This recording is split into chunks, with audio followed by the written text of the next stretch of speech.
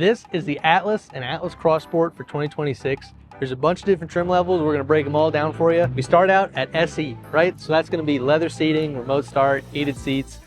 Then we jump up to SE with technology. That's where you get the power liftgate and an optional sunroof. From there, you have the SE Tech Peak Edition, which is a little special. It's really just an SE technology with kind of some styling, like off-roady, different wheels, some different seating materials as well.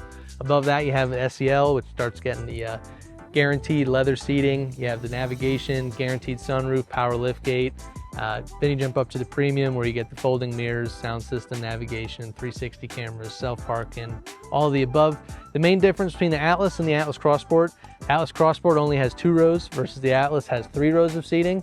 And in the Atlas, there's optional second row seating, so you can have bench or captain's chairs depending on what you're looking for and what inventory looks like. And lifetime warranties at no additional cost, only Tynan's Volkswagen.